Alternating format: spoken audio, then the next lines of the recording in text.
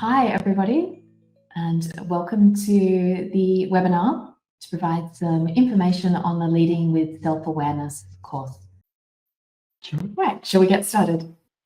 Welcome to today's webinar. We are going to provide an overview of the Leading with Self-Awareness program, which is a new program we'll be running in partnership with the Cruyff Institute. We're excited about the program, mainly because of its implications on the future of work. So in today's webinar, we'd like to talk about the general principles of the program. We'll talk about why the program is an important program for where we find ourselves in work globally, but specifically in terms of the relationship between leadership in sporting organizations and leadership also in corporate organizations. And because that future of work is really the essence of what this program is built upon. Then we'll talk about the program in some more detail, and at the end we'll have a dedicated time for questions. However, if you have a question anyway through the program, through the presentation, through the webinar, then please feel free to ask that question at any time, because I think it's important. If you've got a question that's relevant to a particular area of the presentation or a topic within the webinar today, it'd be great if you could ask that question straight away, because we know that if you're thinking about a particular question, it's more than likely other people will be too. All right, let's get started. The premise of this program is the idea that the future of work is changing. And certainly there's no doubt that what we've seen in the workplaces around the world are significant changes in workplace practices, in some of the technologies that have come into the workplace, and some of the research which is telling us what the future of work will bring. So let's just have a little look at that research and think about some of its potential implications, because what the future of work is telling us, if we look forward for the next 5 to 10 years, that it's going to demand a new type of leadership.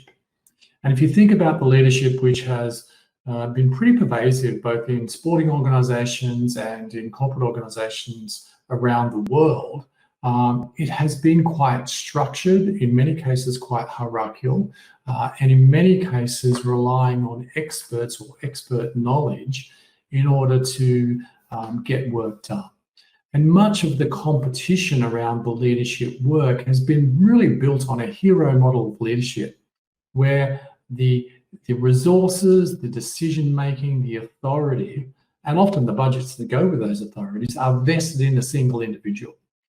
Now, if we look at this brilliant piece of research by McKinsey & Company from 2021, they did an extensive global study on what the future of work looked like, and also the particular types of skill set groups that are going to be most valued in the future.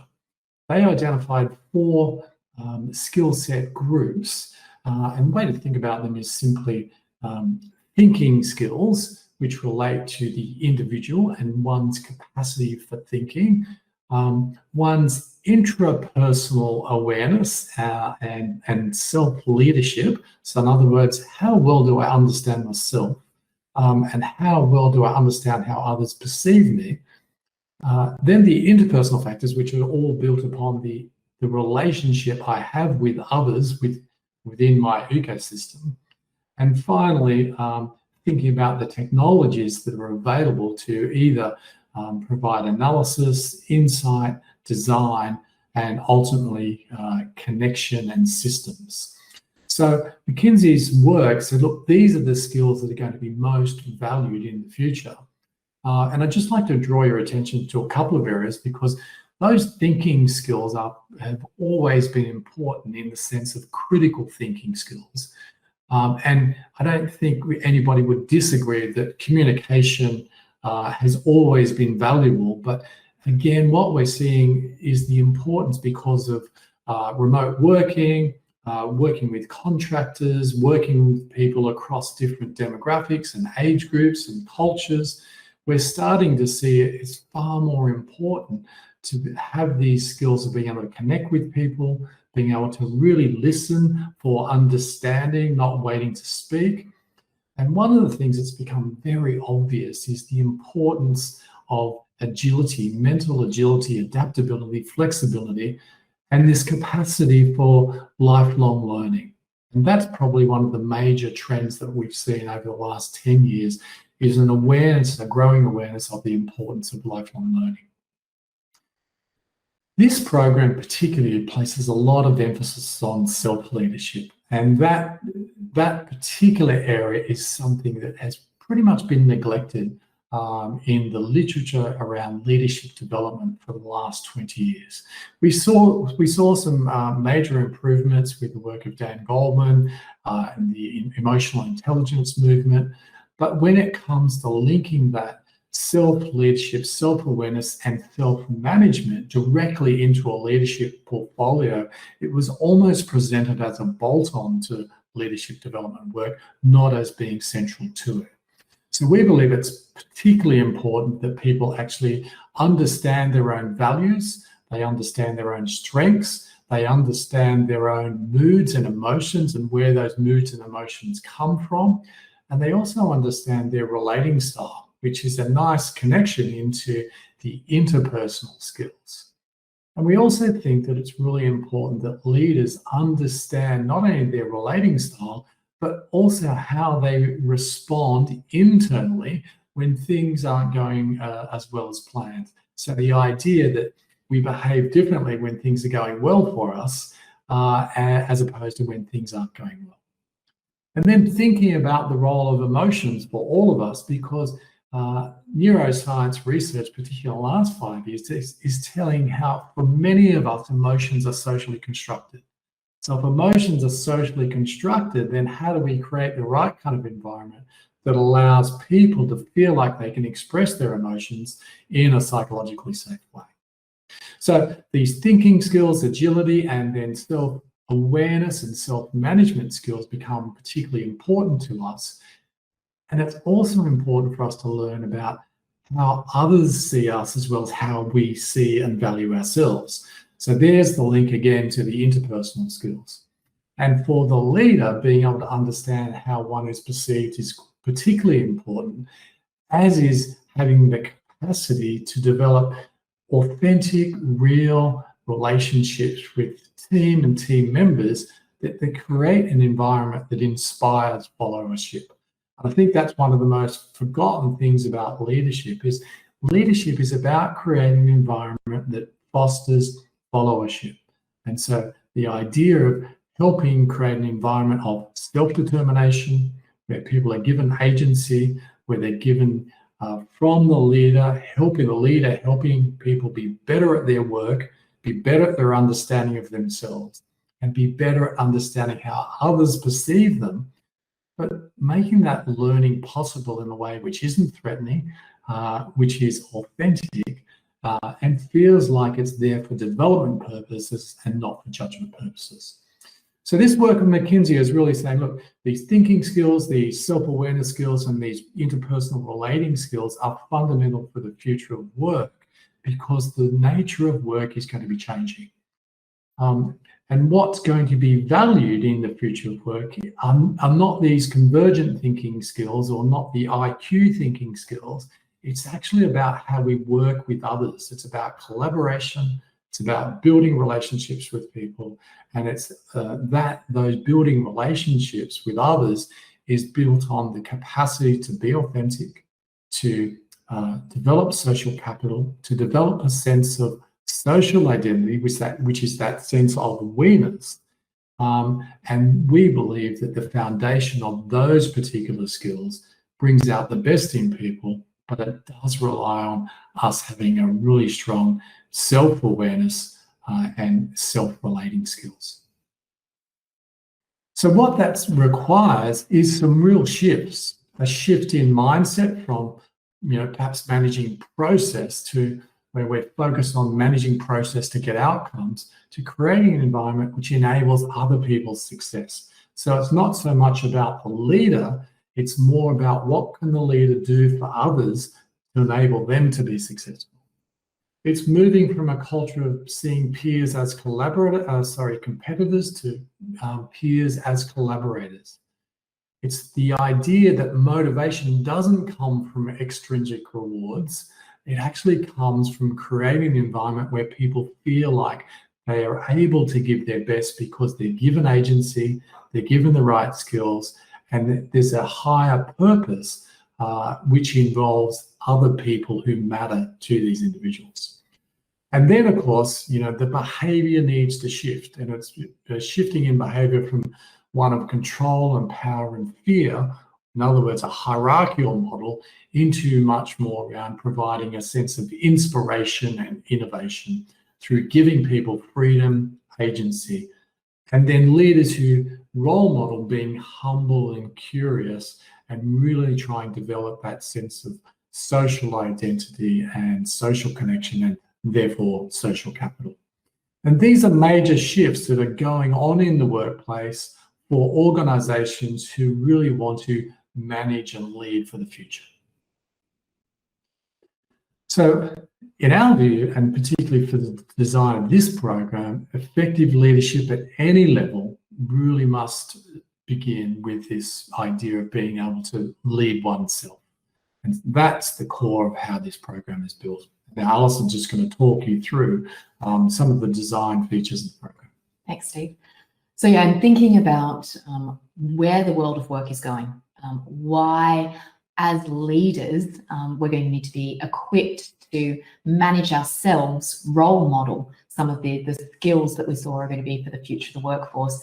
Having that context will hopefully help understand why we designed Leading Self program in the way it's being designed. So as Steve said, I'll take you through the design, what you could expect if you or a leader in your organization was to join us on this program. So there's 4 key elements to Leading Self. And essentially, if we think about it, it's that idea of, yes, that inner awareness is incredibly important, but it's only as valuable as the translation to the outer world. So as we go through the program, or if you were to go on the program, as you move through it, yes, that self-awareness and knowing yourself, which is the first element, is incredibly important. But what we know about self-awareness is it's only important if it leads to insight that are going to create value, either in terms of your well-being or your professional effectiveness. So in this program, in this course, it's very much about inner insights that move to actions in the world. Moving from know yourself, the second element, to lead yourself effectively, and many of us, I think, are much more aware of it now, but really taking seriously this idea of taking care of yourself and not seeing it as a maybe, a nice to have, but a need to have. And when we think about it from a bio-psycho-social perspective, this is essential to not only well-being, but performance, innovation, and sustained performance. Taking care of ourselves as leaders enables us to bring out the best in ourselves, obviously, in terms of our judgment, decision-making, productivity, but we also role model what we expect of others around us. So we set the scene in that leading self by taking care of ourselves. It also generates higher levels of capacity to really navigate what can be a pretty complex environment for many of us, regardless of the sector you're working in. The next shift for many leaders in this new world of work is that fellowship that Steve spoke about really requires high levels of authenticity. And so that requires a level of bravery, a level of insight into knowing yourself, and readiness to really unlock that psychological capital, who we are, so that we can bring that level of behavior that's aligned to our values. What people expect and need from their leaders is a level of predictability and consistency. And ideally, predictability and consistency in a positive way that will then bring out the best in others. So the third element is being yourself. And then finally, that social identity, the social ties, the connectivity. As a leader, we have an incredible opportunity, obligation as well, to strengthen those relationship ties within a team. When we hear terms like psychological safety, what's required there as leader is for us to create an environment where there are strong social ties across the team, strong levels of belonging. But to do that, we do have to take a leadership role. And in sharing ourselves, it means how do we strengthen our personal and professional connections at the individual level, team level, and across the community. So they're the 4 elements of the program, Leading Self. Know yourself, take care of yourself, be yourself and share yourself. Evidence-based insight leading to action, to a plan that's contextualized to your organization, to your leadership role. Program on a page and a snapshot only. Across 6 months, a combination of self-directed learning, e-learning, our e-learning design, and when we partner with their e-learning design as well, is very much about interaction. So it's not compliance-based training, but there is also opportunities to come together on site. 2 seminars, one at the beginning of the program, which is a full-day seminar in Amsterdam, and one at the final end of the program in Barcelona. In between, there's more e-learning where you go through each of those elements of know yourself, take care of yourself, be yourself, and share yourself, with virtual coaching sessions that are then available. Those coaching sessions are led by a member of the faculty, but also the peer-to-peer coaching is incredibly powerful. So you get an opportunity to share experiences and learn from your peers on this program. We also ask and invite you to be a part of something which we know is incredibly powerful, and it's group work or syndicate work. And so that opportunity to be yourself means you'll be working with groups to then present back some of your findings and some of your insights from doing the learning and presenting that back. So here's a little quick, what does this mean beyond the title of a know yourself? So in that first month, if you were to join the program, in terms of generating self-awareness, as Steve said, an awareness of what are emotions, understanding our own emotions, but also the science behind emotions and how they are constructed, values and strengths, how you relate to others, your default, that will then give you an opportunity to flex when you may need to. Out of that must come insight. So what does this mean for me? What does this mean for my leadership opportunity, for my team or my organization? In the seminar, obviously, you get an opportunity to meet your cohort. You get a chance to debrief some of those self-awareness tools that you'll have had access to in the e-learning. We use something called the life story interview. And as a self-aware leader, you'll walk away with this opportunity to really have key insights into where are you, which is your context. Why are you? What are your values? What does your organization need from you? But what is also your purpose? And how are you? What is your relating style? What are your preferences? And what does that mean for how impactful you are on others? When we move into the next month, which is the take care of yourself, this is where we start to look at this idea of holistic well-being, self-care, self-compassion for leaders, but understanding your mindset, and again, translating that into the habits of healthy leadership, the science of habits. And I think as leaders, we all know that in a lot of cases, it's not a knowledge gap or even a skills gap, but it's about how do we translate this into a discipline of habits. And so we'll share with you some of the science, and we try and cut to the chase so you get an opportunity just to think about what works, so you can walk away with your wellbeing habits plan, and again, role model that self-care and self-compassion. When we move into be yourself, you get a chance to think about what is authenticity beyond a tagline, thinking about the values alignment. Am I investing my time in the areas that are aligned to the values that I have? And then in terms of that showcase preparation, you'll get a chance then to work with your peers. For instance, you may be interviewing some elite athletes and coaches. You may talk to a serial winning coach or a CEO. So you're really going to go and investigate what does this look like in practice and come back and share some of your results in that showcase presentation with your peers. When we move into the showcase preparation, you'll get a chance to do that. You'll also learn some processes and some tools that will help you around how to deliver your presentation for impact. So when we think about some of those skills, the communication skills that are required, this is another learning opportunity to think about how do I really synthesize some information, key topics, and present it in a way that impacts and influences my stakeholder. Then we move back into the relationships piece of it and sharing yourself, the science of relationships and how do positive relationships work, our framework for that, so that when you come together for that coaching session, you'll start to think about your leadership circle. And do you need to strengthen any of those connections? Are there any gaps?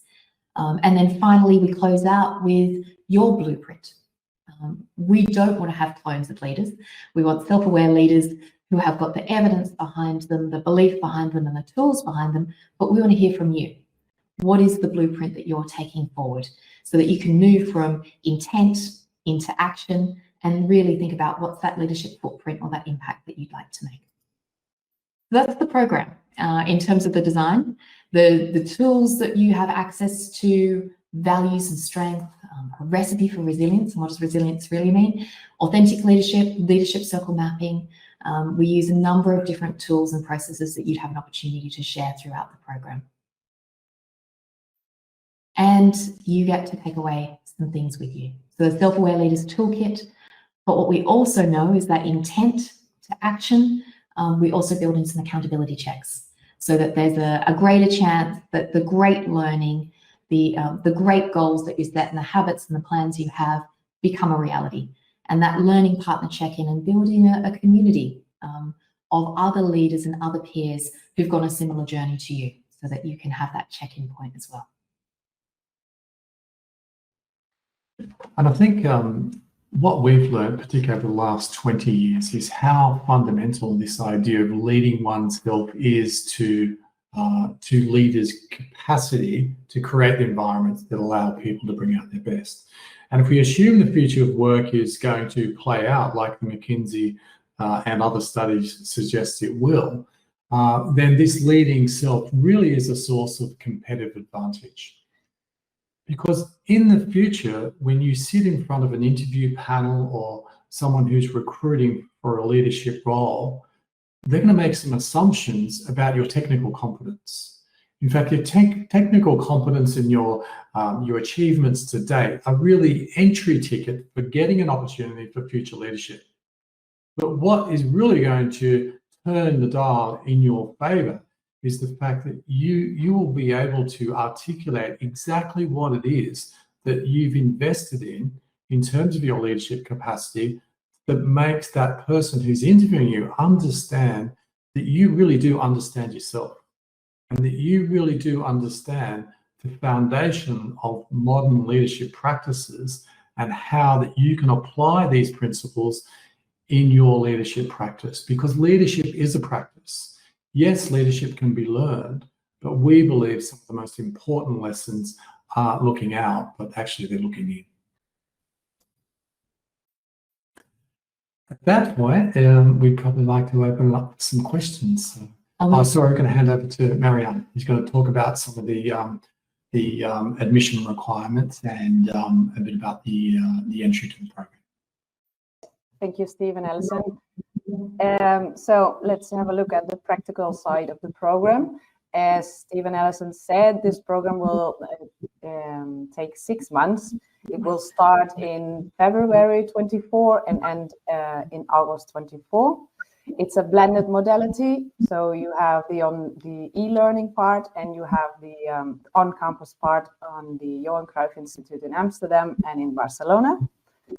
This program is completely in English.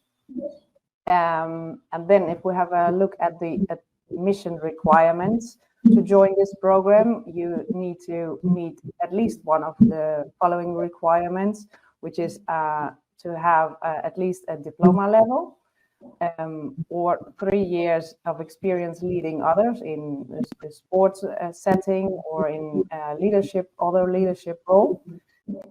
Or 3 years of experience in sports industry. The registration is already open for the program and will close just before the start of the program in February. The admission process is quite straightforward. It's 3 phases. So first of all, you have to go to our website and fill out the registration form. Then we ask you to upload your CV, a recent picture, your passport, your diploma, and of course a motivation letter in which you explain us why you want to take part of this program. After we get this, we will invite you for a personal interview with Steve and Alison, or Steve or Alison, and they will ask you about your background, your motivation, and your vision. Within 72 hours, more or less, we will contact you again and let you know the results of the interview. And if this is positive, we will send you the next steps to get enrolled into the program.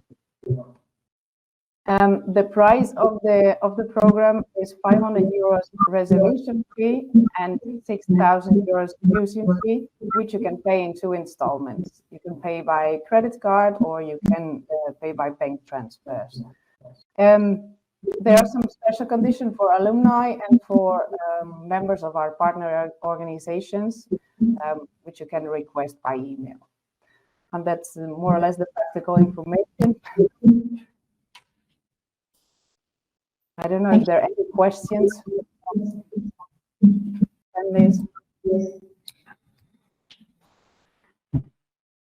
Till now, nothing.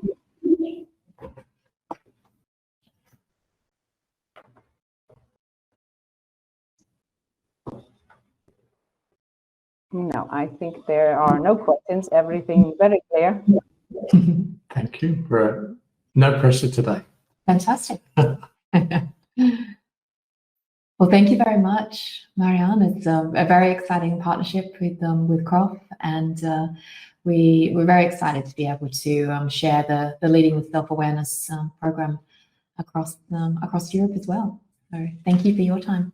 And thanks to the attendees who logged on today to hear the webinar. Hopefully it sparked a little interest, and if you have any questions subsequent to the webinar, then please feel free to get in touch. Thank you. Thank you very much.